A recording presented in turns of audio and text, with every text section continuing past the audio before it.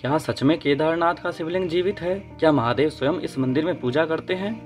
आखिर कौन सा रहस्य है जिसे आज तक कोई पूरी तरह समझ नहीं पाया? यह कहानी इन्हीं प्रश्नों के उत्तर खोजने की कोशिश में है। बहुत समय पहले की बात है। हिमालय की बर्फीली चोटियों के बीच बसे छोटे से गांव में अर्जुन नाम का एक युवा साधक रहता था।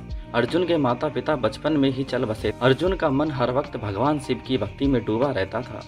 लोग कहते कि केदारनाथ मंदिर में कुछ ऐसा रहस्य छुपा है जो किसी ने आज तक नहीं जाना। अर्जुन को बचपन से ही यह बात विचलित करती रहती थी कि आखिर क्या रहस्य है इस मंदिर में।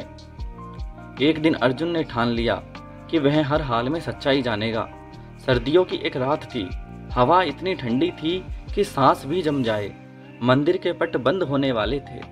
पुजारियों ने आखिरी पूजा की और घंटियों की गूंज के साथ मंदिर के ताला लगाकर चले गए।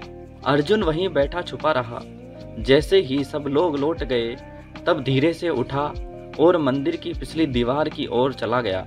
भीमशिला के पास खड़ा होकर उसने आंखें मूंद ली और मन ही मन बोला, हे महादेव, अगर यह सच है कि आप स्वयं यहाँ विराजते हैं तो आज मुझे दर्शन दीजिए।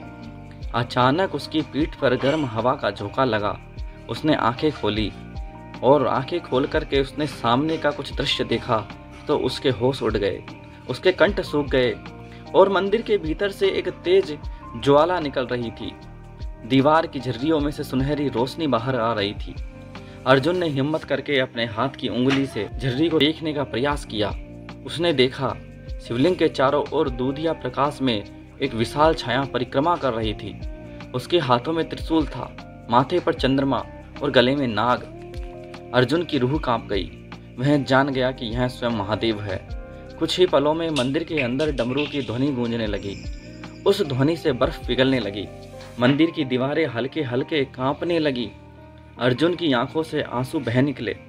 तभी भीतर से एक गहरी आवाज आई, अर्जुन, यह केदारनाथ केवल पत्थर नहीं, मेरा जीवित रूप है।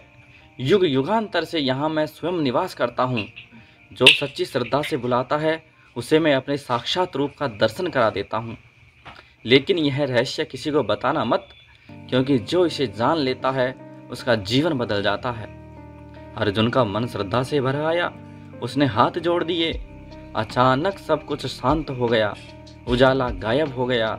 मंदिर फिर से ठंडी और गुप्त अंधकार में डूब गया।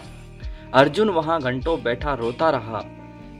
जब सुबह पुजारी मंदिर के द्वार खोलने आए तो उन्होंने उसे उसी जगह बेहोश पड़ा पाया। जब अर्जुन को होश आया तो उसकी आंखों में अद्भुत तेज था। उसने किसी से कुछ भी नहीं कहा, केवल मंद मंद मुस्कुराता रहा और बोलता रहा, महादेव यहाँ जीवित है, महादेव यहाँ जीवित है। लोग उसे पागल समझने लगे। लेकिन जिसने साक्षात भगवान केदारनाथ का जीवित रहस्य देख लिया हो, वह भला पहले जैसा कैसे रह सकता था। आज भी लोग कहते हैं, अगर कोई केदारनाथ के दरबार में सच्चे हृदय से पुकारे तो वह दिव्य आलोक और डमरू की ध्वनि को महसूस कर सकते हैं, सुन सकते हैं। पर यह रहस्य उन्हीं को मिलता है जो अपने प्राणों से भी ज्यादा महादेव में सच्ची श्रद्धा रखते हैं। तो दोस्तों, यदि आपको कहानी पसंद आई तो आप चैनल को लाइक, शेयर और सब्सक्राइब जरूर करें, जिससे आपको दूसरी कहानियाँ भी समय समय पर प्राप्त होती रहे।